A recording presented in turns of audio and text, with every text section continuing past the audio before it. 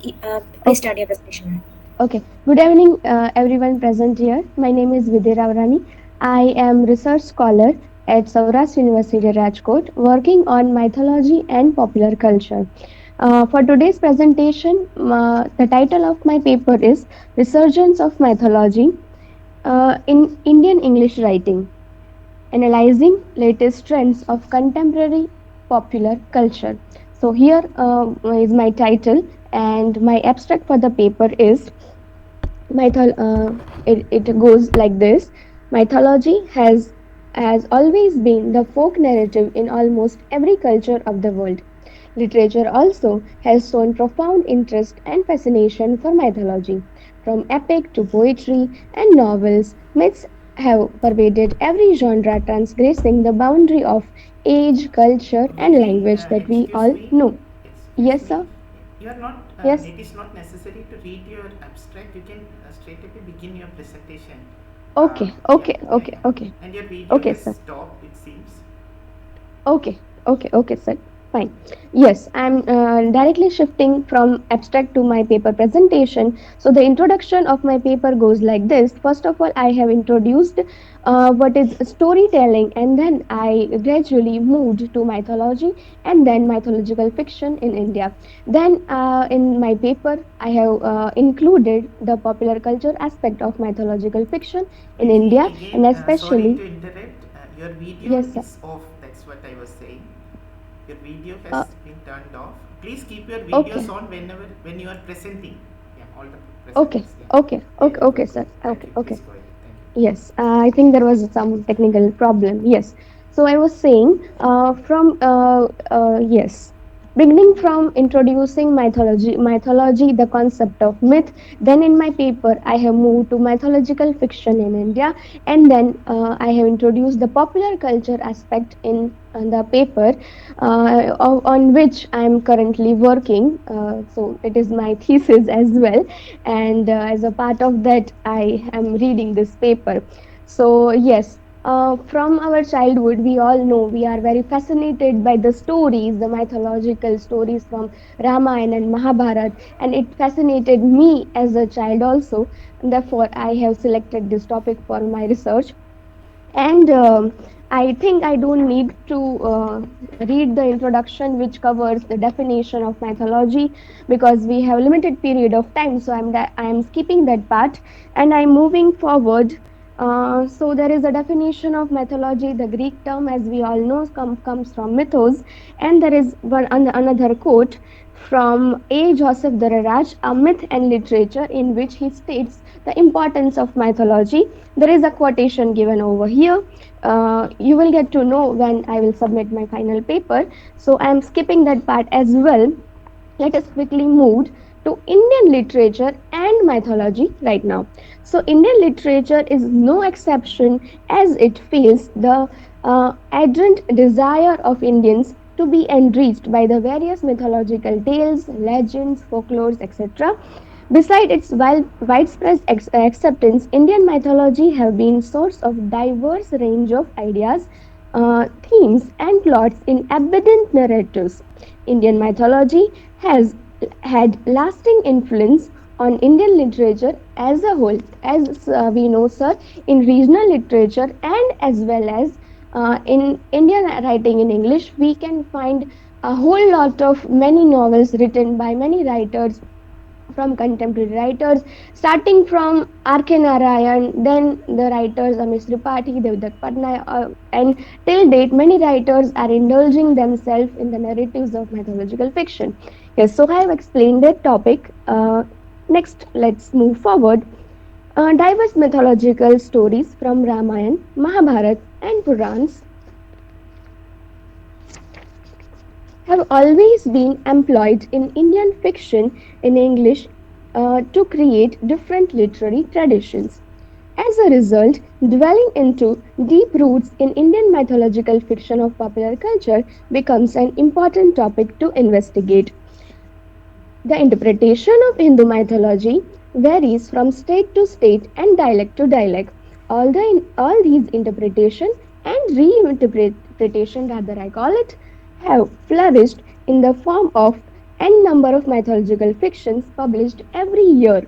Many authors like Kavita Kane, Ashok Bankar, Amish Tripathi, Devdutt Patnaik, Anand Nilkantam, uh, have reimagined Indian stories, this Indian mythology, and written into their own style. These writers have recreating our mythological stories in altogether different forms. Not only these are best-selling novels, but also they are appeared to be gaining a lot of popularity. So here, the aspect of popular culture I have touched upon. So here there is again in quote, the way mythological components are utilized in creative production and literary works change with time, present events, and individual psychological structure. M. Leelavati writes in her paper Mythological Concept in Contemporary Malayalam Poetry 2004, page number 84. The fascinating part about Indian mythological stories is that they are frequently intended to teach subtle facts, principles, and maxims they may be used to govern our daily lives. The major feature that pull out reader of the age to current Indian writing in symbolic and in explicit the connection to mythology. The incorporation of myth in causing reading intent to pipe our interest in Indian culture and instill Indian ideas in our younger generation, particularly among the elites. India's urban landscape has evolved dramatically in past few years. The educated, upworthy Indians has adopted a more Western lifestyle as a result of global influence. India has become IT hub as a result of tremendous technological improvement. As a urban educator, as a urban educated Indian has become a thinking, inspiring individual as a result of education and exposure to various films, literature, as well as many cultural influences. The publishing sector has also opened up a capitalist economy and increasingly consumer driven society. Previously, books were not easily available. Today, however, books are fairly available, printed, and even Kindle versions are also available, as we know. The shift is took place, so the readability, as we call it, has more increased due to this exposure. Here I quote. So, according to the article entitled The Decade in Literature, Chandrahas Chaudhary writes Globalization has arguably made literature a bigger and richer space for most serious reading, making more kinds of book more easily available, more writers, permitting old books to be sold altogether, new books, and dwelling readers through the internet to have stronger say in the bestsellers and sell.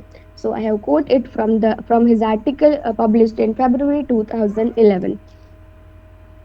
As a result, when books like Immortals of Meluha, Asura, The Tale of Vanquished, Jaya, The Secret of Nagas, and other are released, people found them very new and different from their usual reading. So their popularity grew gradually. The remarkable cell cell numbers for the Asura demonstrate this. Within a week of its release, Asura climbed up top of the bestseller list. According to Crossword and CNIBN, it was the number one bestseller of 2012. In 2013, it was also nominated for the Popular Award from Crossword. The book has been since republished in many Indian languages.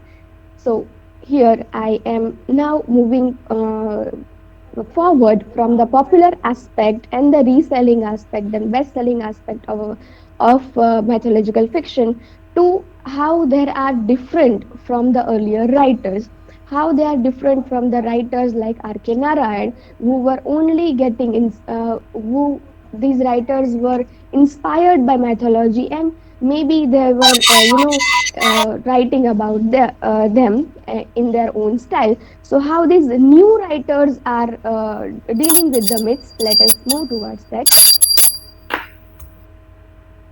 10 minutes. Okay, I'm quickly summing up. So,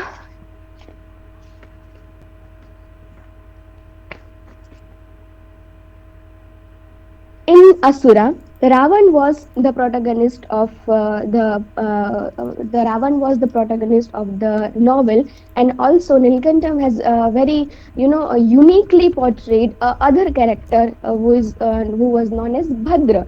The Bhadra is ordinary man's perspective. He is presenting ordinary man's perspective in the novel. So both the narratives are going simultaneously. Ravan is narrating his life, how he fought for Asura clan, how politics of that time was. So the difference in our mind, that Asura. So Nilkantam is breaking this myth that people we know as Sura, they're only the name of the clan. So there is no Asura. So they are not bad people over here, right?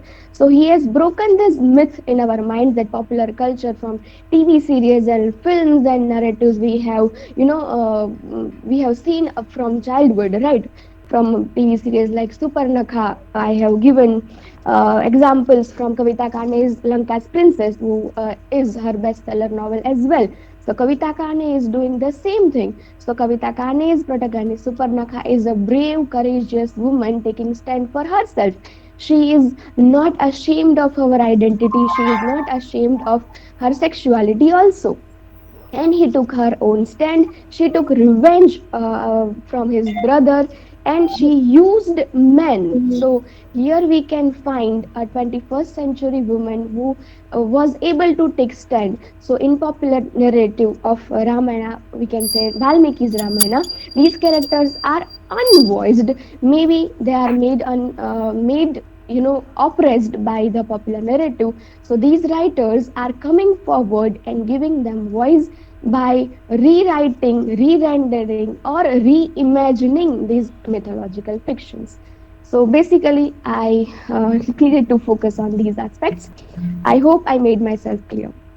Yeah, it was clear, it was precise, and I guess you have made, it's a point you are making, and it is something that we all observe in around us, right? In and around us, this resurgence of mythology. Now, I have a suggestion, not a question. Would it be Yes. better? Wouldn't it be better to call it resurgence of mythological adaptations or resurgence of mythology? Isn't it adaptations? Is it Sir, mythology or mythological adaptations? can be adaptation, can be, but my problem here is uh, what is original here. We think Hmm. that Valmiki's Ramayana, the popular Ramayana, we think that is original. But what about other narratives? What about Kamba's Ramayana? What about Jain Ramayana? What about those narratives which are popular at regional levels? So that is why I made them collectively I called them mythology, because I'm Fine, not fine. talking about only one Ramayana, because there are many versions of Fair Ramayana enough. available. Fair enough. Do we have questions, participants? A very interesting paper. I guess most of you are familiar with these works that she was referring to. I guess these works are very popular among all of us, right? Among our Yes. students, teachers, everyone loves this work, whether it is popular literature or canonical. That is another question. And what do you think, Vidhi? Do you Yes, sir. think that the onset of cultural studies, with its blurring of the boundaries or the boundaries between literature and non-literature, high literature and non-literature, do you Yeah, think yeah. that has played a major role in this resurgence that you are speaking about? Exactly, sir. I do believe after the postmodernism, there is the blurring of boundary between good and bad, evil and heroism is blurred. So here, the protagonist has their own limitations. They have their own follies, and as human beings, we all have. bad sides, our limitations. We are good at something, we are bad at something, right? So in previous time, so these protagonists, these heroes were the like the highest form of narratives. They were only presented in a good manner. Now they are made like human beings. We all have some good, some bad aspect in us. So the postmodernism aspect has helped in flourishing these new literary trends and genres, because they are, And what about the accepted by people like that. what about the market forces? Do they play a role as well? Market forces. Market forces, yes, I have presented the number, because from Amish Tripaঠি's trilogy, then Devdutt Patnaik, then we can see Kavita Kane. A recent book on Saraswati is also coming. Then as Anand Nilkantan is writing about Bahubali, right? So market plays an important role. So these writers are not only interested in what people are asking, they're also looking at the popular cinema, right? As Anand Nilkantam, from previously there were adaptations from book to films. Now there are adaptation from film to books also. So these plays an important role, because we know the Bahubali was the big hit, and now he is writing about Shivagami, right? So market of course plays an important role, I believe. Yeah, probably, just to recall Ian Watt's Rise of the Novel, I think, where Mm, he speaks about the rise of a reading public. I guess there is a big consumption, there is a big market, and a lot of yes, consumers are there for these kind of yes, works, which also yes. helps in the, The in flourishing making, of the yeah, genre, exactly. yes, Very good. yes. Maybe you can look at the rise of mythological adaptations as a separate book of your own as part Sure, of your research. Okay, that sure. was nice, Vidhi. It was interesting. Thank you so much. Thank you. We shall move Thank you to the so next much. In the presentation. limited time period given to me, I tried to justify Yeah, my and topic. it was nice of you that you promptly readily agreed to present the paper because the others were not there, and you Yes, that is also thank you. Very my good. pleasure. My pleasure. Thank you so much for your suggestions. I will keep those suggestions in mind. Thank you so All the much. best, Vidhi. Thank you. Thank you, sir. Yeah. Rituparna ma'am, are you here? You were the first to make the presentation because you Yes, will. sorry. Yeah, yeah, Sorry, I apologize. I joined the other room by mistake. yeah. Uh, yeah, I hope I'm visible Yes, you are to all visible. of you.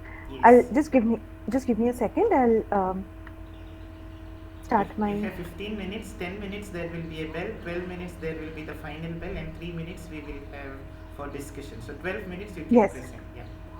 Yeah, I'll try to wrap it up. Is my screen visible to you people? Yes, very much. Okay. Thank you, sir.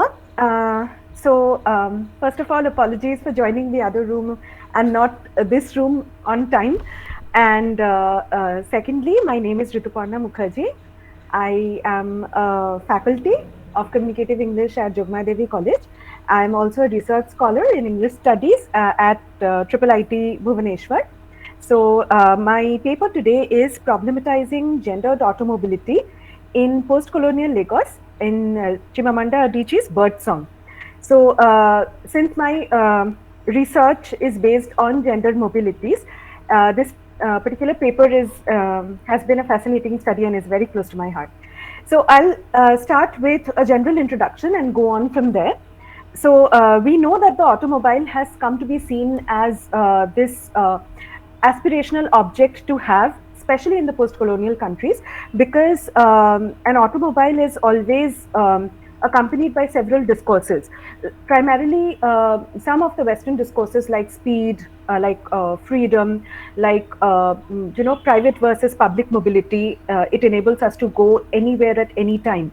Now, these are the the Western discourses which accompany automobile as a symbol. Now, in post-colonial countries, specifically the country that I'm referring to, as well as in India, in our city as well, ownership of a car basically comes with a certain degree of socioeconomic status as well, right? Which is why John Urry calls the car a complex hybrid. So, which means that it carries not only the machinic aspect, not only the technological aspect, but also helps a person to build and maintain social relations. So, and it also enables a person to traverse space, right? The public space, and within the car, a private space. So what I'm trying to do in this paper is I'm trying to consider the car from a gendered point of view, and how as how different genders consume the car differently, and how women especially, because my object of interest obviously is a woman, so how women traverse the public space, navigate the public space using the car as a machine, or using the car as a means to do so, let's say. So in order to do this, I use the notion of chronotope suggested by Mikhail Bakhtin in his essay Forms of Time and of the Chronotope in the novel in 1934. So as we all know, that chronotope is basically a time-space configuration in which there is a dialogic relationship between time and space, and which enables us to establish a connection or a bridge between the narrative reality and the historical reality in which a particular narrative is situated, right? So now in this particular story, which was published in 2010, I explore the automobile as a chronotope. So the car chronotope is the part of a journey motive. So let me very briefly give you the premise of the story. The story basically is about a narrator who remains nameless, possibly because Adichie wants to establish some form of uniformity. She's a citizen of Nigeria, Lagos, and she is in terms of age, probably in her late 20s. But nothing specific is mentioned in the story. You have to guess from the narrative. Now, the story itself is based on her thoughts and her, memory experience within the car when she thinks about her affair with a married man. So that is the basic general premise of the story. But I will not go into that. I will go into the behavior which her relationship to the car, her relationship to the public space. So basically, I'll try to do that. So what happens is, if I consider the car as a chronotope, the car as a chronotope helps her to interact with the public space as well as her own personal space in two ways, obviously. So externally, she interacts with the Lagos traffic and the woman who is sitting opposite in her car. Now, the woman who sits opposite to her car, or nearby to her car, in the neighboring car that is, she is basically a fair-skinned woman with Brazilian hair extensions, extremely beautiful, and her face has a plastic sheen because of all the expensive creams, vis-a-vis her own self, wherein she is more natural, let's say, for the want of a better word. So she wears her hair without chemical treatments. She owns her African self, let's say. So externally, she interacts with these two, and they set her on a trajectory to think about her own experiences as a woman, and which takes place through memory and flashback, obviously. Now, what are the implications then of the car chronotope in the story then? Basically, obviously, while she observes the different cars in the Lagos traffic, because the Lagos traffic is infamous. It's when you're stuck, probably somewhat like Mumbai traffic. You're stuck for a long time. So it gives her the temporal, leeway in order to look at the different people around her. So immediately she spots different makes and models of cars, and so she spots luxury cars, she spots used cars, damaged cars, second-hand cars. Now this points to the social reality of the aspirational quality of owning a car, and it also points to the social reality of the expanding socioeconomic status of people in Lagos. But primarily, when she thinks about her own experiences, of driving a car across the city and looking at other cars which are a little mangled, a little dentured. She thinks about how the road and the public space is basically a very male dominated space, because driving itself in Nigeria, in Lagos at least, is considered a very predominantly a male activity. So just like career and job basically is. So it points to the traditionally heteronormative expectation of a woman. So when you inhabit a car, when you choose a career, when you become a career woman, just as you choose a car to drive yourself to and fro from a place, you don't allow yourself to be driven by a man. You essentially end up invading a man's space.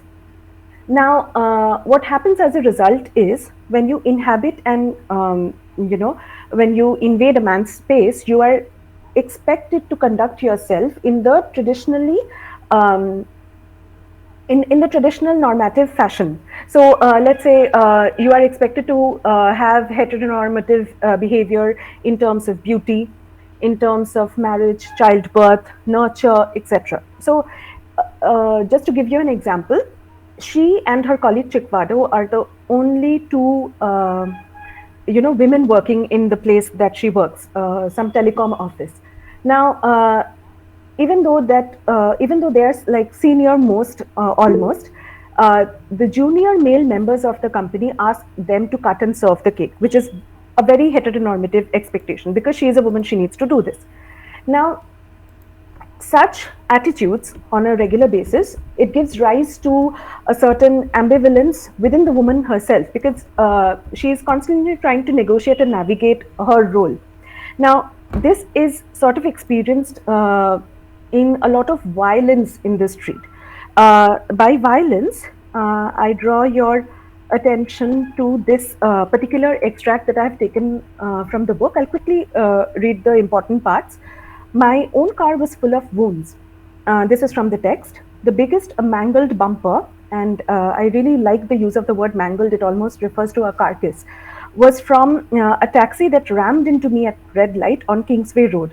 The driver had jumped out with his shirt unbuttoned, all sweaty bravado, and screamed at me, "Stupid girl, you are a common nuisance. Why did you stop like that?"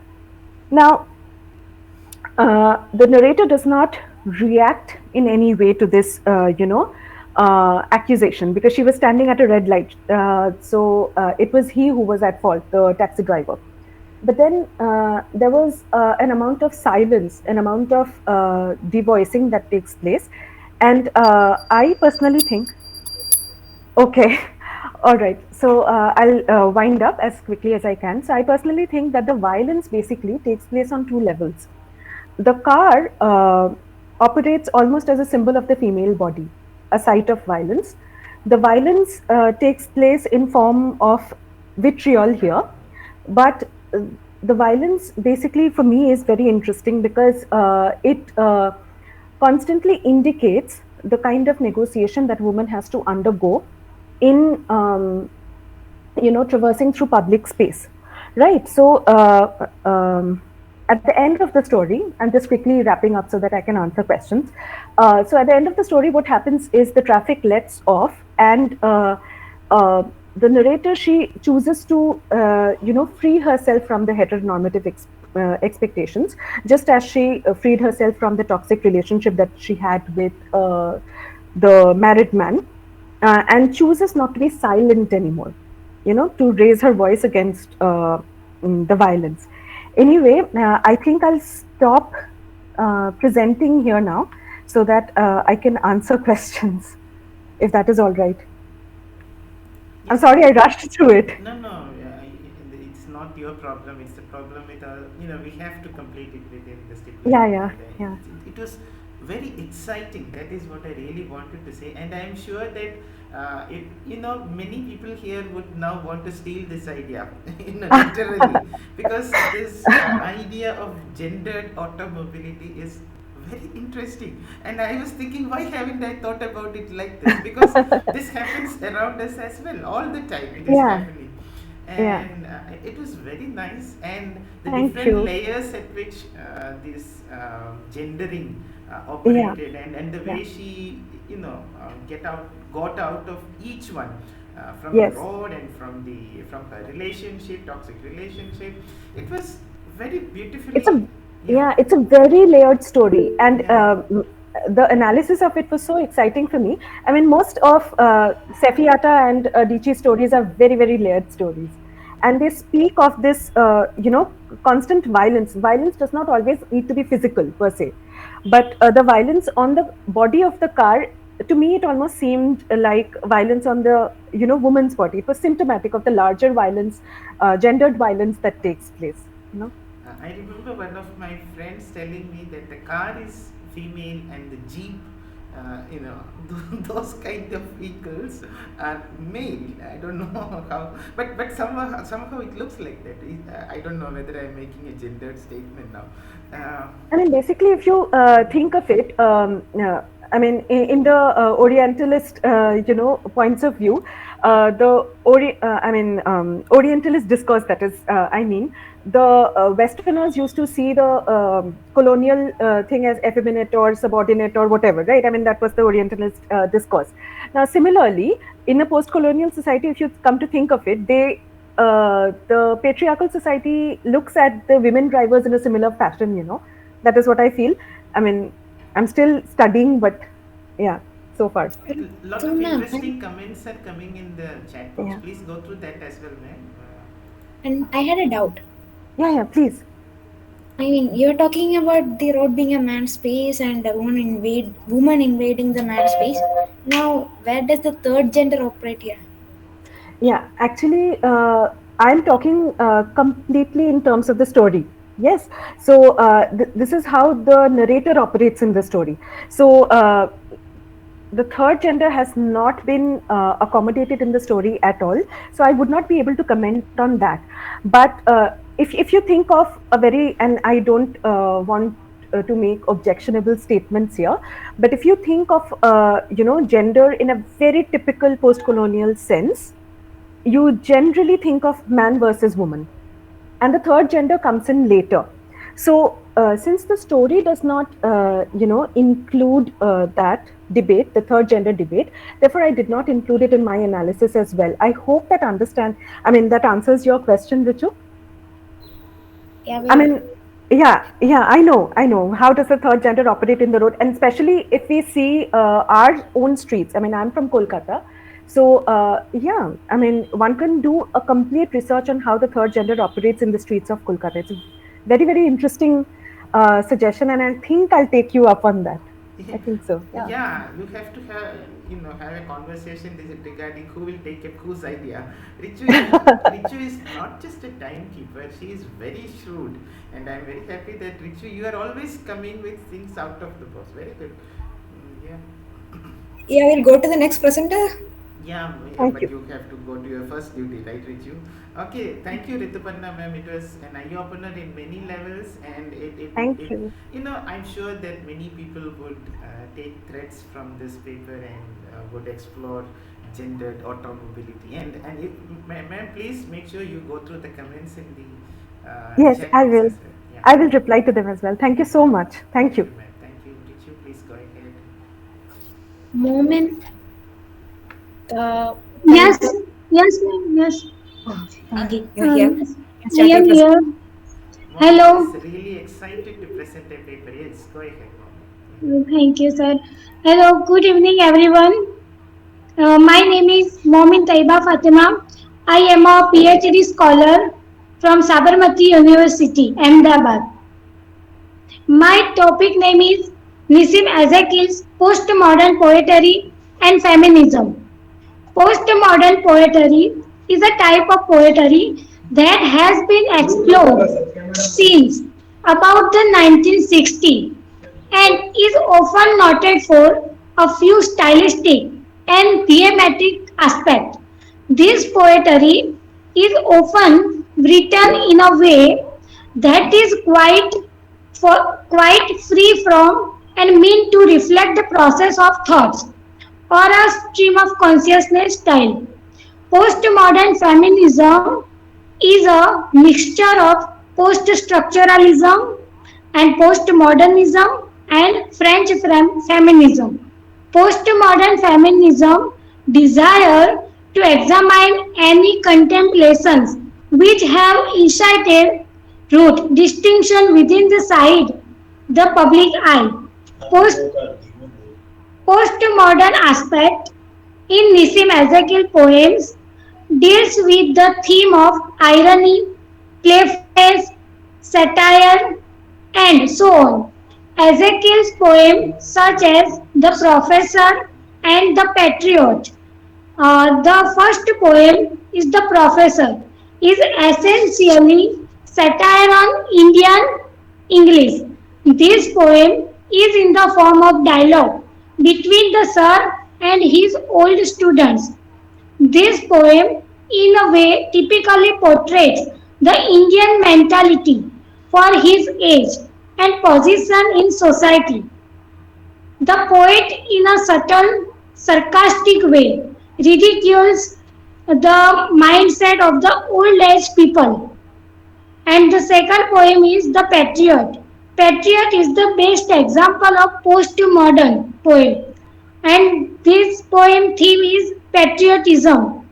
In Patriot, he mainly deals about many serious concepts such as unity in diversity, brotherly love, and progress in science and technology. And I want to talk about feminism. Feminism is the belief that women should have the same rights and opportunities as men. Feminism is about all genders having equal rights and opportunities. It's about respecting diverse women's experiences, identities, knowledge, strength, and striving to empower all women to realize their full rights. So, my presentation is over. Okay, that was a crisp presentation. Yeah, you didn't break any time limits, so within limits. That was nice. Participants, please come up with your questions. Nissim Ezekiel and postmodern poetry, feminism, bringing together a couple of aspects and applying it to Nissim Ezekiel. Momin doesn't. Ezekiel just treats the entire matter lightly, right? He doesn't take it seriously. He just makes an entire joke out of being a patriot. And the professor, I mean, the way he plays with the Indian English stuff. My house is on the opposite house backside. That those line and the way he portrays the mannerisms of the professor. Like an old student is visiting. Yeah, I am having jaundice. I have two kids, Sarla and Tarla. Yeah. The manner of is that where you wanted to show the feminism thing? The both kids being married off to good husbands and they being nothing. The poem is actually very interesting, and I would like to add one poem to your observation, which is Goodbye Party to Miss Pushpa T.S. That also Yes. can be observed from a feminist angle because a man is giving a goodbye party to one woman, and the way he has portrayed the behavior of the woman is actually not very good. You can just add that poem to your over of your observation. Yeah, very good observation, Raju. That poem, there are.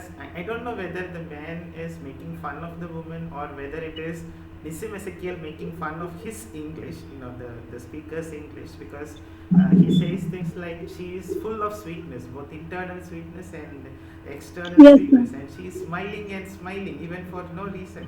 Very, very funny statement. So, yeah, Momin, you can respond on that and the fun and the humor and probably very light-hearted Nissim Ezekiel is, right? Yes, Momin, please continue.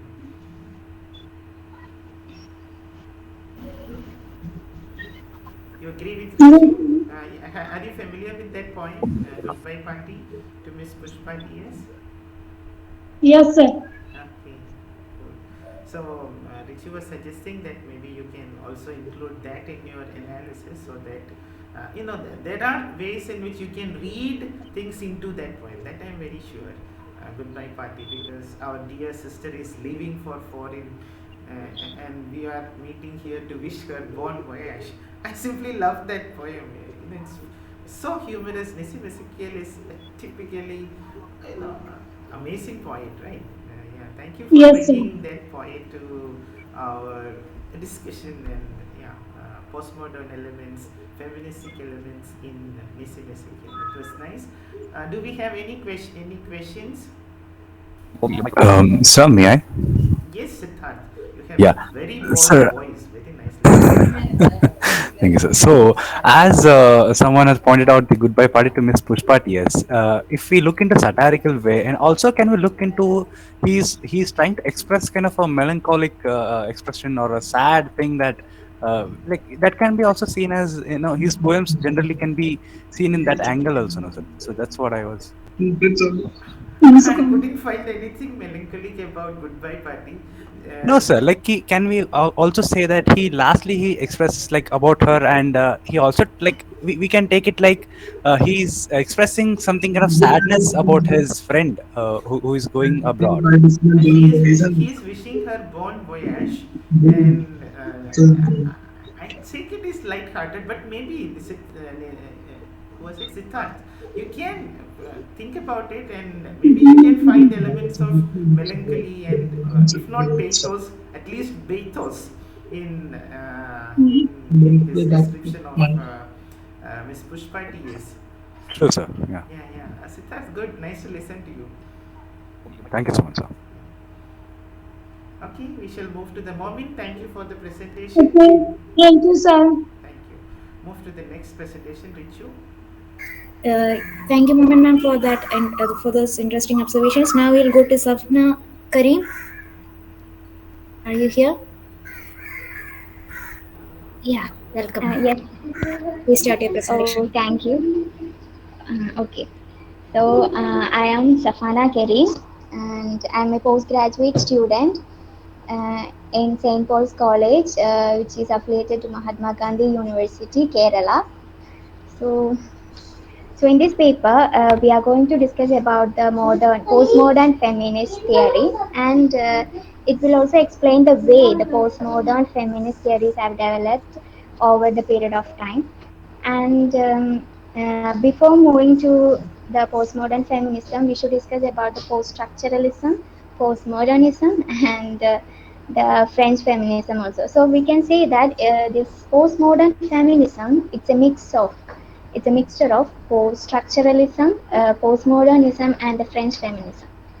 So when we look to the post-structuralism, before that, what is structuralism? So we all know that everything which is understood through the structure.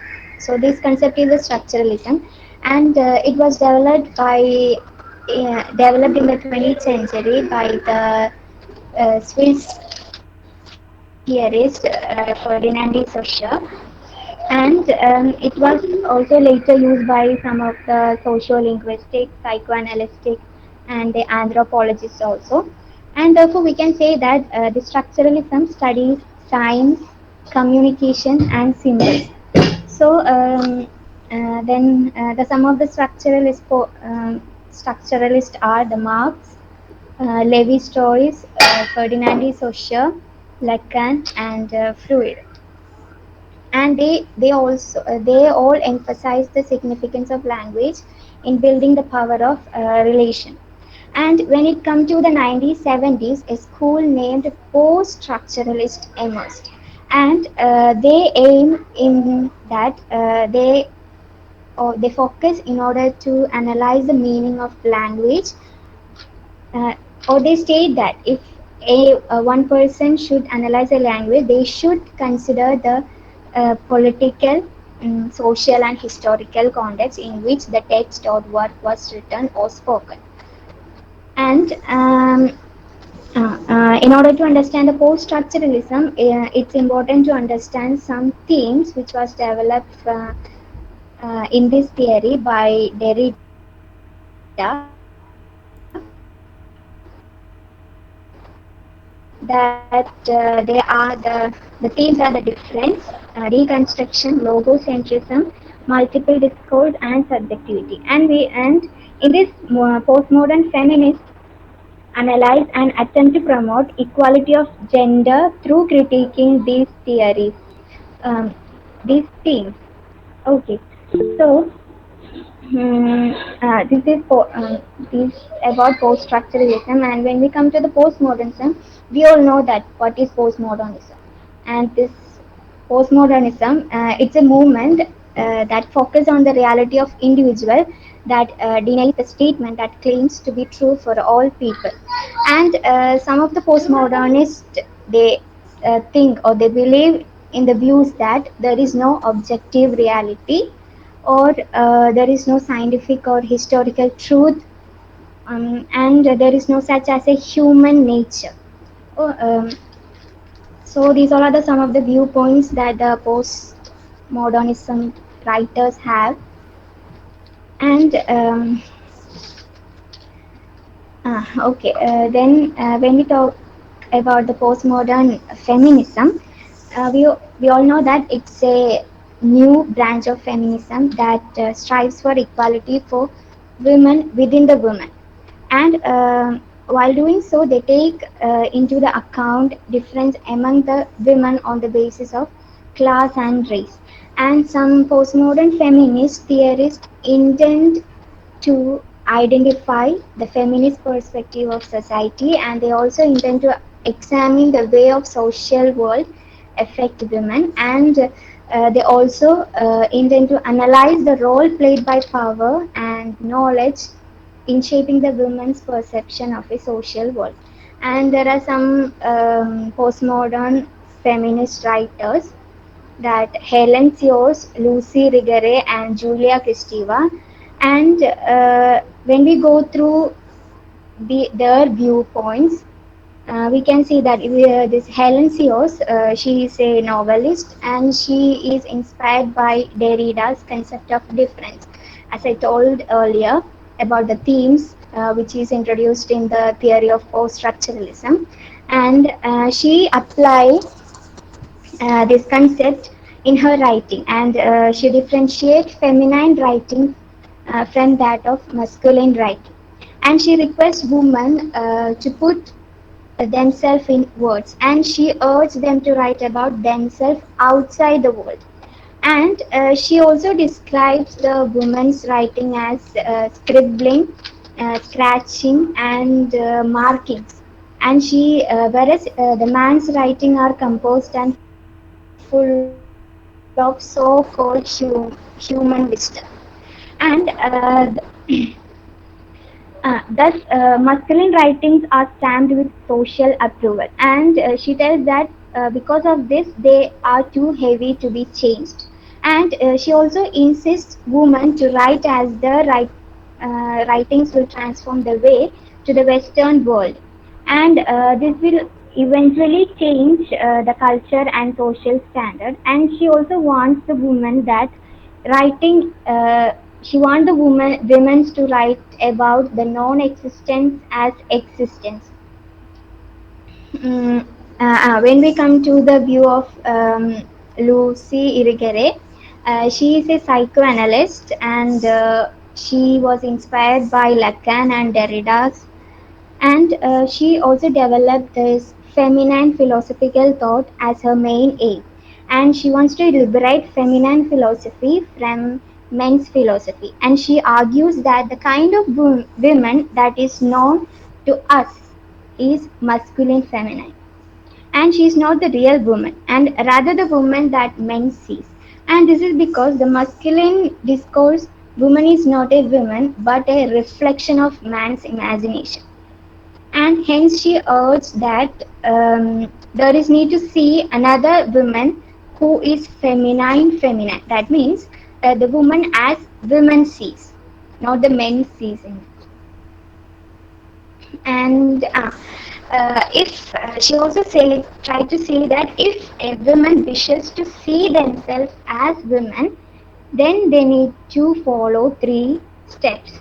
The first step is that women should stop using masculine language and they should develop their own language with a general neutral. And the second step that she tells that women should develop female sexualities. And the last and the final step she put forward is that women should mime. Mime means the mimes men have imposed on women. Then the next uh, writer or the theorist, Julia Kristeva. She is a psychoanalyst and she is inspired by Lacan's work also, and she adopts Lacan's idea of Oedipal and post-Oedipal stages, and she rejects the idea of identifying feminine with female biology and masculine with male biology. And she urged that when a child enters symbolic order, he or she start identifying himself or herself with their parents, that with their mother or father, and on their basis of this choice, they become masculine or feminine. And she also urged that woman is not a natural, rather a socially construction, and therefore it cannot be or shouldn't be defined. Hmm. Then the other theorists like Sands and Nussio, in the article of Postmodern Feminist Theory and Social Work, they also highlight that the earlier feminists assumed that when they were using women, they were speaking for all the women, including the black women, the women from the third world, and the lesbian, etc. So later they emphasized that it is necessary for feminists to specify the women about whom they are talking. And in this way, they will be speaking about a particular woman rather than about a universal woman. And they also describe that postmodernists emphasize on difference, put the feminist in dilemma. And however, this is acknowledged by the First step. postmodern feminists, and who also believe in the diversity and multiplicity. And they argue that there is multiplicity and diversity of women. So, by concluding, we can say that the main goal of the postmodern feminism is to establish the patriarchal norms entrenched in the society that have led to the gender inequality. So that's all my presentation. Hope you all understood, and thank you. Thank you, Safana. It was nice, and I Oh, send thank you. out congratulations because being a student, you have come up with a paper presentation, and you were very, very composed, very cool, very much at home, and you made your presentation in a very cool and calm and composed manner. Very good, and it was also nice Thank you, sir. to listen from you the different aspects of feminism, and most people may be aware of these things, but it was nice to revisit those things. Now, Safana, just one observation. When you write papers, Okay. as you proceed in your academic career, when you write papers, gradually make it a point to locate a research gap, locate a point which hasn't been discussed before. You can take postmodern feminism, for example, and look at Okay. something that hasn't been discussed by anyone before, something that you can you can call your own, something original, something original. So there is a body of research right now about postmodern feminism, and when we write a paper, we are trying to add something to existing body of research. That is the way we grow as researchers. I'm saying you can do when you are submitting papers later on. Make sure that you do that. And I have a small question for you, because people may not be asking questions, so I will ask. Do you think it is possible for women to have a language of their own? You said that a theorist wanted them to have a language of their own. Is it possible? And if it is possible, how to do that? What do you think? Yeah, I think it's possible that a woman should have their own language. Then how it Post. How do you understand it? Is it like, for example, you are a Keralite, you know Malayalam. So, should the women in Kerala start a new language? Is it like that? Or is it about using a particular aspect of the language? How do you understand it? What do you think? There is no correct answer. I am just asking your opinion. Okay. Sorry. So, in my opinion, that everyone should um, have their own stand. Then what should say? Be bold, be comfortable. These are all very friendly people. Be comfortable. Yeah. So What this do you is my think? first Yeah, paper yeah, yeah. presentation, so I'm just That is fine. um, We just want to hear what you think. Is it possible? Is it only theory, or is it just theory? We can say all these things in theory that we need a separate language, but is it practical? mm, uh, Yeah, Pilar sir is saying you are um, doing great. Yes, please continue.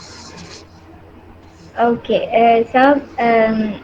That the women should have their own language, and Sahana ma'am, okay, I can help you out here. oh, Because let's take our okay, home. I mean, even in our homes, sisters speak a different language, mothers speak a different language, wives yes, speak a different language. Even if it is in English or Malayalam or Tamil or Telugu or whatever. When we speak to a woman and when we speak to a man, the way we speak to our fathers is different from the way we speak to our mothers. There yes, is of a course, different way of expression in every mode of expression, even if it is in writing or in speaking.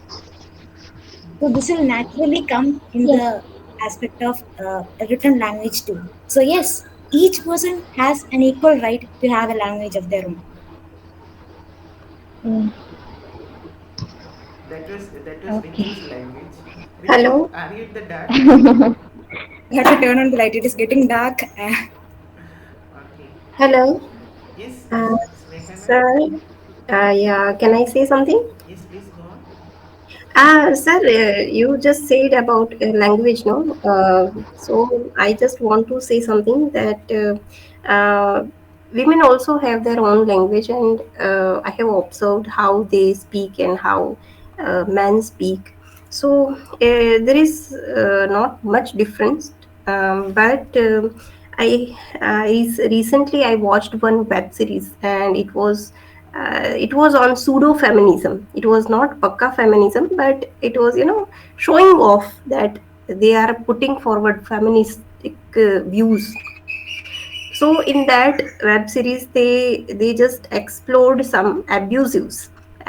You know that how my interest is in abusive, uh, like that. So and then uh, Cross cultural course. yeah. So they evolved some, not they just tried out some abusives which were mainly for males. Okay, so that I observed, it was that if we consider it as a linguistic part, then I feel that it is, and in one more So, very Sneha revolutionary. ma'am, are you suggesting that women should invent their own set of No, no, no. abusives? I'm not suggesting that. I'm not suggesting. I'm just telling you Yeah, who yeah. observed this. Just Uh, kidding. yeah, being a fan of cinema and theater and all these things, I have observed these things, that it is there. Though we are not using it, but it is still there, and women are exploring that as well. That's what I am asking, telling you. Safana, Thank you. you have a host of women coming to your defense. That's lovely to see. Okay, And Safana, Savannah, that was nice. Oh, Richu, yes, go ahead. I really want to put a hats off to your bravery. I mean, I'm also an MA student and I still have to find courage to do a paper presentation. But you just went on ahead and bravely presented your paper. Hearty congratulations for doing your paper. Safana, I First paper. presented my first paper Thank after you. I became a teacher, 5 years after I became a teacher. So you can imagine when I was your age, I didn't know anything about how to present, where to present, what is paper presentation, nothing. Yeah, hats off to you. Great, great work. Keep And she has achieving. a really innocent Thank smile you, sir. on her face, no? Yes, Neha ma'am, we missed you. No, I was just telling that she has very innocent smile on her face. Ah, Thank you, ma'am. you have won some fans as well. Great. Mm, okay. Okay, so I guess Molly ma'am is waiting. Are you here?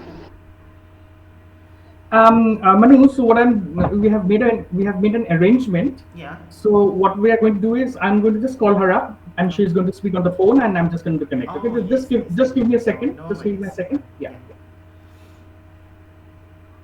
Molly ma'am is trying to connect from a remote place, and that is why Yeah. there Right. have That's been right. some That's issue. right. Yeah. Yeah. Yeah.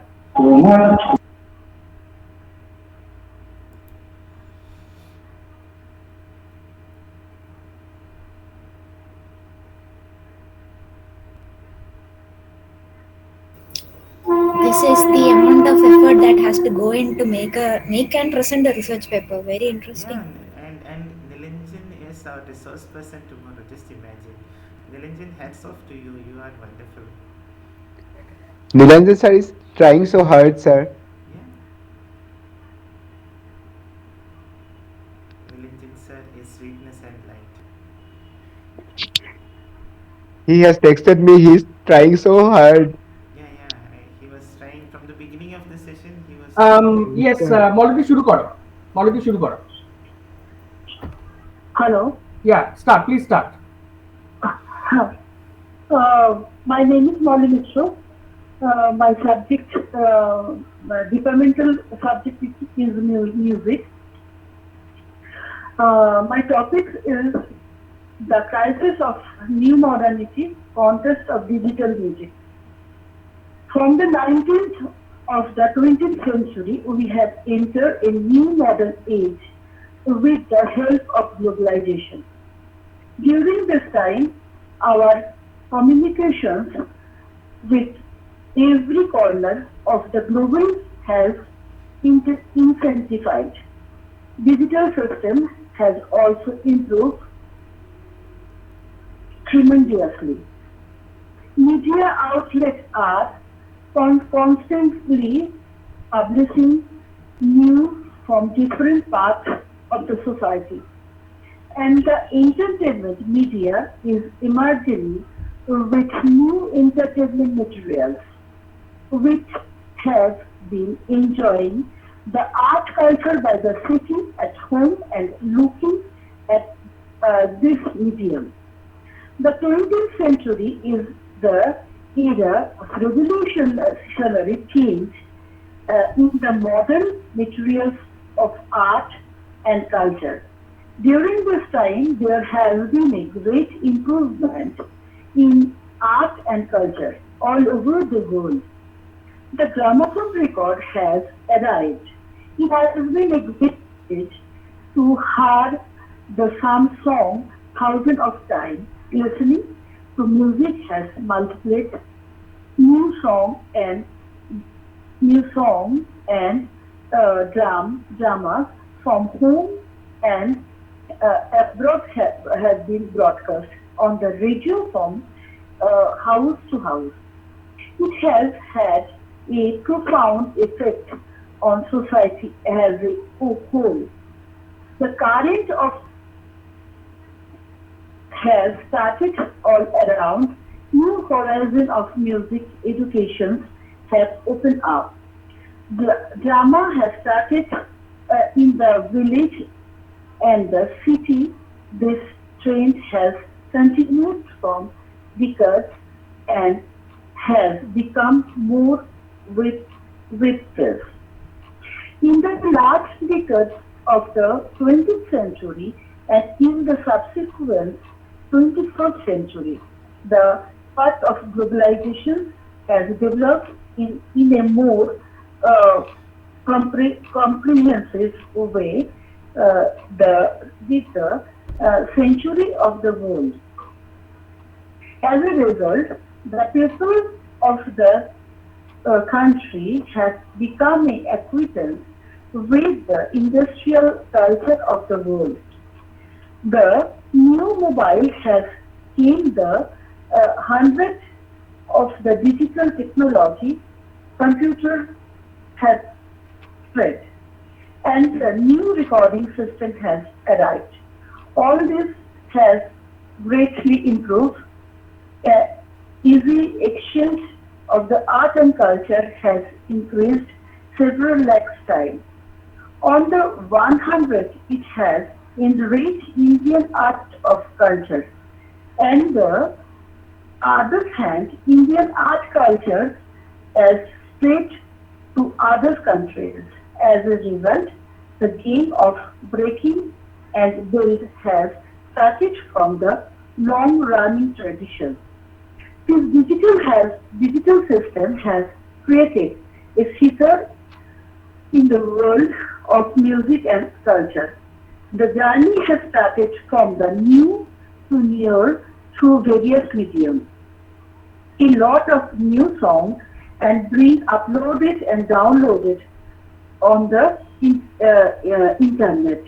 Everyone is eager to get more viewers from performing this song like themselves. Everything is going up and down like a game of snake and ladder ludo. On the other hand, our dependence to media has increased 1,000 times. We are looking at digital media has increased 1,000 times. We're looking at media, we are listening to the blind song, western rock and roll, blue pop, jazz, etc. Our Rabindranath, our Nazrul Otud Prasad is moving always a little without our knowledge. Now I am example a song of Tigor song. Then I thank you all and thank you. Thank you so much, dear ma'am, for taking such a trouble and from a remote place, arranging it so much. Special thanks to Nilanjan sir as well for arranging it. Nilanjan, I don't know whether she can hear, but please convey our special thanks to Molly ma'am for. Is it part of the presentation?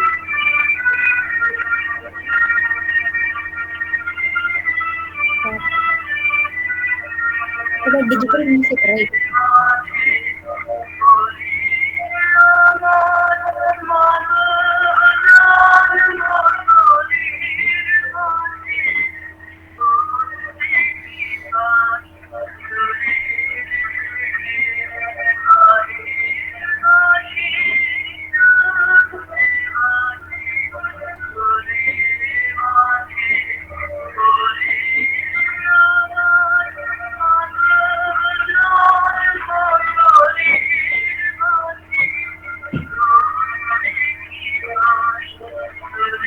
We are having entertainment as well in between.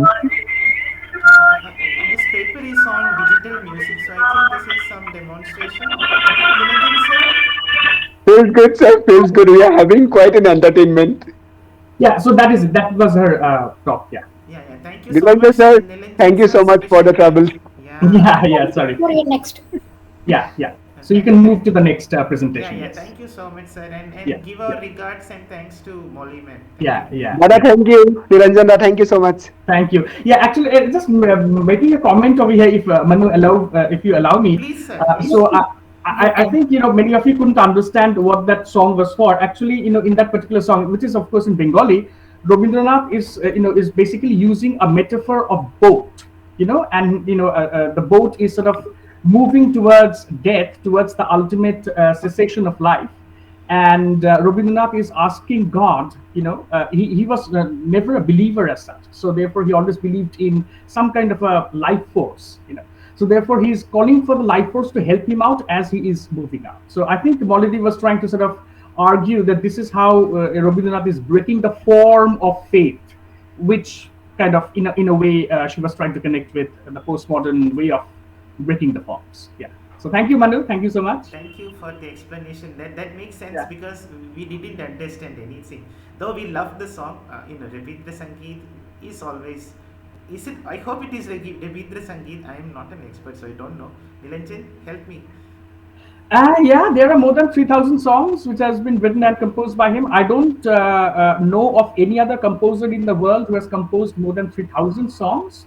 We talk about Rabindranath as a poet, as a novelist, as a short story writer, as a dramatist, but we forget this, that he has written over 3,000, he has composed over 3,000 songs.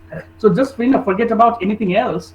He is a great music composer. And I think Rabindranath, just before his death, he had said that all my forms of literature might be forgotten by the people, but the songs will be remembered till posterity. So that was it, basically. Yeah. So please move on. I think you've taken Thank you a on. lot. Yeah. Thanks a lot, Nilanjan. Yeah, thank you. Kamal Jod, yes, please come on. You are the next, right? Dichu? Am I right? Yeah, the last presenter of the day, right? Sorry for keeping you waiting so long. Yeah, your time is just. Yeah. So going to be 6:45. So you are on time. Yeah. Yeah, good evening, sir. Am I audible? Yes, you are audible. Please go ahead. Am I visible? Very much. Yeah, thank you so much, sir. Good evening, everyone. I am Kamal Joseph, research scholar, Department of English from Central University of Jammu. Actually, I am not at my home. I am here at McLeodganj.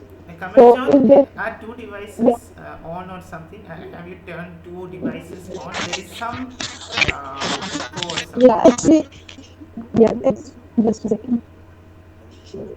Is it fine now? Now the My video voice, is has it turned fine? off, but the audio quality remains the I have, same. yeah, I have deliberately turned off the video because I am here at McLeodganj and network is quite erratic here.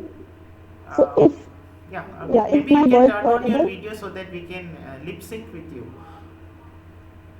sorry, okay, all right.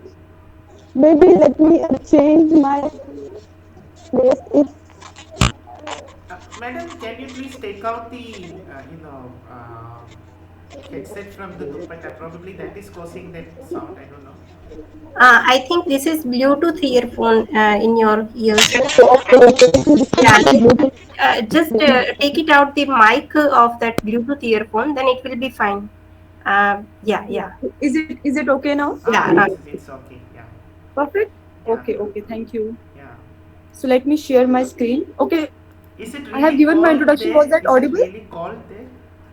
What is the temperature?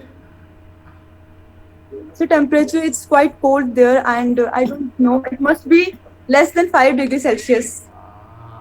Great. Okay, please go ahead. Yeah. Lovely. Yes. Sorry. Yes, sir. Please go ahead. Please go ahead. Yeah. Okay, sir. Okay. Thank you.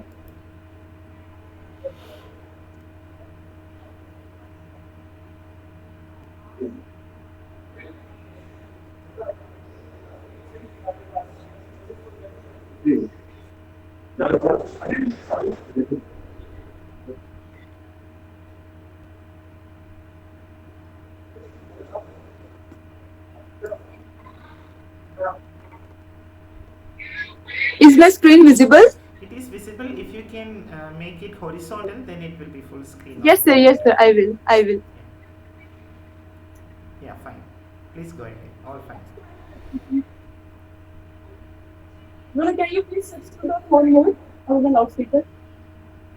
Yeah. Okay, sir. So this is my presentation. The topic of my presentation is shifting paradigms of eco-feminism in select writings of Anuradha Roy. And yeah, contemporary Indian women's writings deal with overarching issues related to the exploration of female subjectivity, identity crisis, social, political, and environmental issues that affect women's lives in many ways. One of the prominent concerns of contemporary women writers is to explore the diverse experiences of women in order to break away the unified, monolithic identity of third world women as constructed in hegemonic Western feminist discourses.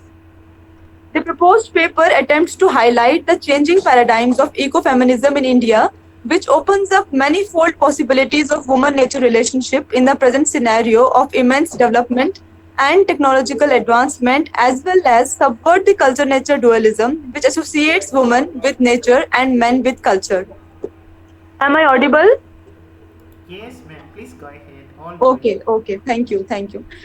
Ecofeminism, with its origin in the West,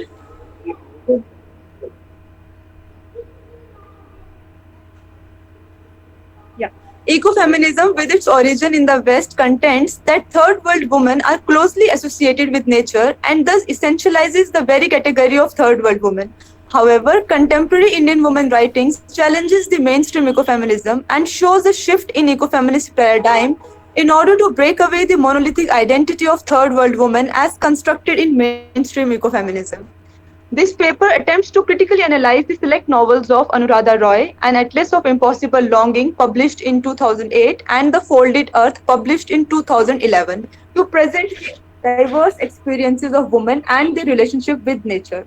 The close reading of these texts present that there are various factors that shapes and reshapes woman-nature relationship, and thus third world woman cannot be seen as closely aligned with nature or as one opposing urbanization and development.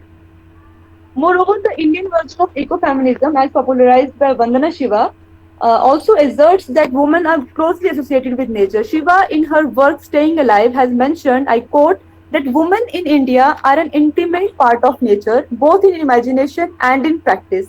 And this proposition itself homogenizes third world women and oversees their diverse experiences and the material realities that actually shapes their relationship with nature. Veena Agarwal counters the argument of Vandana Shiva. She is an Indian developmental economist who critiques Vandana Shiva on the ground that, and she says, I quote, that the processes of environmental degradation and appropriation of natural resources, a few have specific class, gender, as well as locational implications. Women, therefore, cannot be posited as a unitary category, even within a country, let alone across the third world or globally. She further says that domination of woman and nature does not depend only on ideology, and pointed to the material sources of dominance. I will mention here that Western ecofeminism actually says that it is the patriarchal ideology that exploits both women and nature. So this exploitation of both women and nature at the hands of a patriarchy connects them with nature, connects both the domain, nature as well as women. Whereas Veena Agrawal says that it is not only their connection, their spiritual connection, or because of the patriarchal ideology that they are being connected to the nature, it is actually the material realities that shape this relationship with nature. For example, tribal women or the women living in rural area who are materially dependent on nature shows more connection with nature than the urban woman that is being depicted in the novels that I have taken. So let's see this. Okay. Now, taking cues from her argument, the paper proposes that the select writings of Anuradha Roy shows a shift in the mainstream ecofeminism and challenges the claim made by them for third world women. In the novel An Atlas of Impossible Longing, the gendered longing for the city is explored and how the uprooting from cities results in madness for the woman, Kanan Bala and Larissa Bandam, thus disrupting the cultural nature binary that associates women with nature and men with culture. The novel An Eclipse of Impossible Longing is set during, excuse me, yeah. The novel is set during India's colonial rule by the British and is split into three sections. Section 1 is the drowned house, section 2 is the ruined fort, and section 3 is the water's edge. All the three sections narrate different stories. However, the concern of the paper is to depict the relationship of women Kananbala and Larissa with nature, and that section is from the drowned house. Okay. Now, these two women, Kananbala and Larissa Benham, that I have taken to explain the relationship with nature, are seen as subjects who long for the city of Kolkata. These women are being removed from the city and brought to These women are removed from the city Calcutta and is brought to Songar, which is a song, and their husbands Amulya and Digbe attempts to naturalize them within the rural landscape of Songar. And upon resistance, both women are invariably declared mad. Kananbala resorts to excessive garrulity, but no one hears her and is ultimately confined to a bedroom by her husband. Larissa is parallel to the mad woman par excellence, as being a woman of mixed blood raises suspicions in Digbe's mind of her lineage, inheritance, and sexuality. The small mining town of Songar, although Songar is full of scenic beauty, having big trees and nature, but she dislikes the place. She feels resentment towards her husband, who did not consult her before moving to Songarh from the city of Calcutta, while Amulya felt a connection with Songarh. He was aware that for his wife it was a different story. For Kananbala, the city of Calcutta is associated with notions of home and belonging, the din of the city comforting her as opposed to the silence of Songarh that oppresses her. And I quote from the novel, as she says that in Calcutta, in her rambling family home, crowded with siblings and aunts and uncles, there was always the possibility for a chat, the comforting sounds of nearby laughter, gossip, changing utensils, squabbling sisters-in-law, the cries of vendor.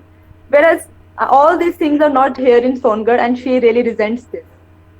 Likewise, Larissa suffers a similar fate at the hands of her English husband Digby Benham, who feels out of place in Songarh because she has been transplanted from Calcutta when her husband becomes the manager of the coal and mica mines in Songarh. For Larissa, Calcutta holds a nostalgic significance.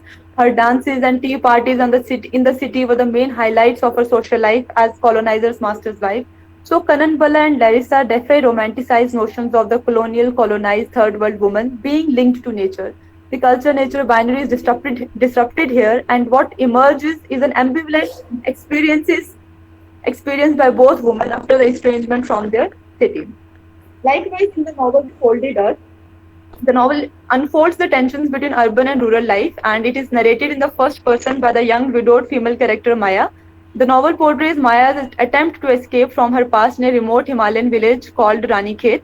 Although she fails at forgetting her past, but her stay at Rani Khet among the hills and trees is a refuge. However, we are witnessing here that for Maya, this place is a refuge, but there are another woman for whom this place is not a refuge. The hills, the place, it is not refuge for them. However, there are male characters in the novel, not only in this novel but also in the novel that I have just mentioned, An Atlas of Impossible Longing, Amulya and Digbe, who are actually more connected to nature, and it is because of their connect to nature that they came from Calcutta, and now they are residing in this place, Songarh, and they see the affinity with nature. So it is not the case with a woman with their wives, right? So similarly, in The Folded Earth, we have Maya. There is a woman. She sees refuge in nature after the death of her husband, but there are many women who doesn't show this connection with nature. But there are men like Diwan Sahab, and that I will talk about later, who are connected to nature. So this is actually these novels, as I have just mentioned earlier, also that these novels disrupt the culture-nature binary that connects man with culture and woman with nature. However, these novels actually show that it is not the case always. Men can also be connected to nature, and women sometimes also feels resentment towards nature. So human nature connection is a dominant theme. Coming back to this novel, The Folded Earth, human nature connection is a dominant theme in Roy's works. In The Folded Earth, she presents two types of characters: those who understand this connection and those who do not. She does not distinguish between the male and female regarding this connection. She also does not necessarily connect those humans to nature who are already living amid natural environment. This approach dismantles man-woman and rural-urban binary that connects nature to women and the villagers and separates them from men.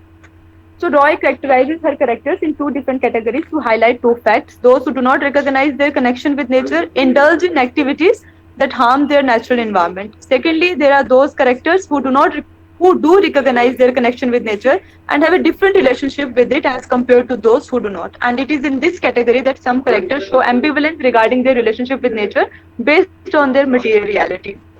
There is one character, Puran. He is mentally underdeveloped, and his character actually gives an extreme example of human nature connection. For him, there is no boundary between the human and the non-human world. I quote from the novel: he could talk to animals, but people left him confused and mumbling. He gave dead birds and bats tender burials and allowed monkeys to pick lice off his head. Another young girl, Charu, Puran's niece and Maya's friend, finds solace with her cow named Gori more than any human. Maya herself finds peace with nature. There is another man, Diwan Sahab, a major affluent and elderly male character who understands bird songs, tiger calls, barking deer more than he would understand and respond to a human. Besides people like Puran, Charu, Maya, and Diwan Sahab, Roy presents another character, Amma, who is Puran's mother and Charu's grandmother. Amma appears to be a strong matriarch for this extremely poor family. For a lack of male head of the family, she has to fulfill the responsibilities of both the master and the mistress of the house. Her Kamalja, circumstance, I also have to ask you to conclude. yeah, just about to conclude within 2 slides. Her circumstances and responsibilities do not allow her to show as much affection and compassion for the animals as her son and granddaughter do. There is one anecdote that I want to specify. Yeah, this is actually Diwan Sahab considers the children of the local school to be fortunate for living in Ranikhet, where they can put their ears to the earth and rocks and hear them and breathe. And Devan Sahab says that these children who are born here are rich actually because they understand the nature, whereas the people who are born rich do not understand what money is until it disappears. So Amma here has different viewpoint. Although she is a woman, but she says that this nature can't give you money. I quote, she says that fortunate half of them don't get enough to it. They won't even have a job when they finish with that school. So she is actually saying, I would rather just have money and not the mountains. You can't eat mountains. So this is what I am specifying here, that we cannot say that people who that women are connected to nature, where she is living in that environment, but she's saying that mountains can't give you money to it. So this is how this novel, these two novels actually challenges the mainstream ecofeminism, and thus royal women are not naturally linked to nature or the rural environment in any way. Kananbala, Larissa, Amma from the Folded Earth, and Kananbala and Larissa from an Atlas of Impossible Longing come close to rejecting the natural sphere. However, the men like Amulya, Digbai, Puran, Diwan Sahib are intimately connected with nature. Thus, Roy's novel challenges the mainstream ecofeminism and shows shifting paradigms of ecofeminism by disrupting culture-nature dualism that associates women with nature and men with culture. Thank you so much. Kamaljot, that was nice, nice presentation, nice paper. And one thing really we liked about it was that you followed a standard pattern for your paper. It was clean. The idea was simple. You presented an argument, you presented a counter argument, and then you sided with one side of the argument and presented evidences for that from the text. That was very clean and clearly presented. One thing I found a little baffling was, not with you, but what that lady was saying. She said, I want money and I don't want mountains because I can't eat mountains. But she can't eat money either, right? Yeah, actually. But okay. she can buy stuff with money. Well, I remember one poem by D.H. Lawrence, Money Madness, where he says you cannot eat money and money is a madness. So, I mean, yeah, it's just a simple thing. You have a question for you from in the chat would you box. like Please to? check your chat box. Rituparna Yes, sir. Mukherjee ma'am asks a question. Do you feel that the spaces Kolkata and Songar, for example, are organized in a binary, as in do spaces project the gender, as in do spaces? Do you feel that the spaces Kolkata and Songar, for example, are organized in a binary, as in do spaces project the genders? Wait. Rituparna ma'am, could you please ask the question? Can ma'am directly ask the Yeah. question? I'm sorry. Yeah. Hi, Yes, ma'am. Kamaljot. So ma'am. my question to you was, I have not read the novels, so I'm just asking out of curiosity. So Yes, there ma'am. are two spaces in the Atlas of Longing, right? Calcutta and Songar. Yeah. Do you think that they Yes. are organized in such a way that they project gender divides? No, ma'am, they are not. No. They are not actually projecting the gender divides. It is that Songar is actually, you can say Songar is a town and Kolkata is a city. Yeah. So the men actually, their husbands are working in that place, and one deliberately choose to left Kolkata and resides in Songar. So the women are actually located in that space of home. In Kolkata, they can move out, they can go to the city, they can enjoy that life. But in their homes now, in Songar, they are restricted to their homes only. So do you think that the since the women here reject nature as per your argument, and yes, they choose the city over the town which is closer to nature, right? So do you think that the city offers them more space to move around? Just I have mentioned that in Kolkata they can have parties, they can go to shopping, they enjoy that area, that space, that built environment. Whereas in natural environment, their husbands are going to their jobs, they are doing their work, and the women are confined to the room. Women are confined to their home only. So that's what suffocates them. So that they are not enjoying the nature, they are not enjoying the trees, the plants, the animals, because they are longing. So that's what the name, an atlas of impossible longing, because they are longing for their other places. They are longing for their Kolkata, that city that is actually giving them more opportunities to live their life, rather than that rural area which is restricting them to their rooms only, to their homes only. Yeah, to the private space. Thanks, Yes. Kamaljot. Thanks. And Welcome, just, ma'am. I had a doubt. In the morning, we had a paper on ecofeminism in Margaret Atwood surfacing. Am Okay. I audible? Yeah. Yes, yes, yes. And there, she was connecting the history of Canada. Really has a brief history, and she connected the history of Canada with ecofeminist perspectives in the modern woman. So India too has a colonial history, but India has a history before that. We have history right from the mythological origins. We have the history where women are being worshipped. We have the concept of Adi Parashakti, and then let's take Mahabharata. I mean, oh my God, I'm sorry, the current went out. I can't do anything. I think nature's No problem. I can listen to you. I can listen to you. Although I cannot see you, I can listen to you. You continue. yeah. This is my ecofeminism. Rain came, current gone, and this is I'm back. It's okay. I can listen to you. You please Direct carry is on. visible. Yeah, go on, Ritu. Phonocentrism. So what I want to ask is, Existential crisis, Richu. does this concept of women being once powerful play out in your paper? Of them gradually losing power. No. I think I have not comprehended your answer, but just from the doubts that you have raised regarding the power of women when they are being connected to nature, as you have also said that in ancient culture, women are being seen as connected to nature.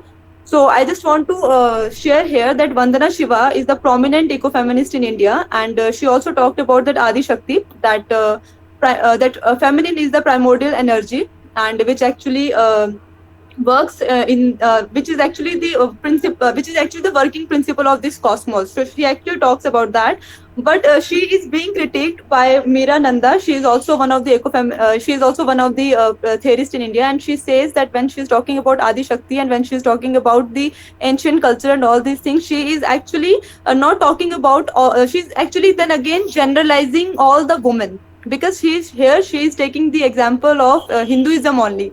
So she is not talking about the other cultures and the religions that are being in India, which doesn't see the feminine power in the cosmos. So she is also critiqued for that. Kamaljo, that was interesting. Thank you, ma'am. Just a small thing. When you speak about Vandana Shiva, or such writers, it is always helpful if you not only mention that they are eco-feminists, but if you can just dig deeper, you can find that there is a politics underlying their ideology. So Vandana Shiva is a left-wing writer as well. Vandana Shiva is a left-wing writer, and when you look at the arguments that you present, in the beginning of the paper there was an argument by Vandana Shiva, which was countered by an Beena Agrawal. Beena Yes, sir. Agrawal. So Yes, sir. I don't know about Beena Agrawal, but I felt if you can look at the political dimensions of Vandana Shiva's arguments as well, that would give another layer, and that would lend another layer of signification to what she says. And we are not trying to fight, to provide a scene for a fight between the politicians. That is not the idea, but she's a left-wing thinker, and there is that left-wing ideology working when she says about third world women and them having a definite distinct identity of their own. Vandana Shiva. I don't know about the other lady. Maybe you can explore more about her. And when people say something and when people oppose somebody, most often we find that there is an underlying politics underlying political ideology behind those things as well. And it need not be politics, I would say political ideology. It could be left wing, it could be right wing, but there is something else also happening rather than what we see on the surface. So more than surfacing, there is something deep structure. Maybe we can go to the deep structure as well. And yeah, that is it. So any more questions, friends? This paper spawned a lot of critical interest in the participants, and we had a few questions. That was nice. Any more questions? Richu is shouting out loud that the dark holes, not terrors. Yeah, that is nice. So Kamal ji, that was a wonderful paper from 5 degree, less than 5 degrees Celsius, and thank you so much, sir. Sending you a lot of warmth and warm air. Thank you. Yeah.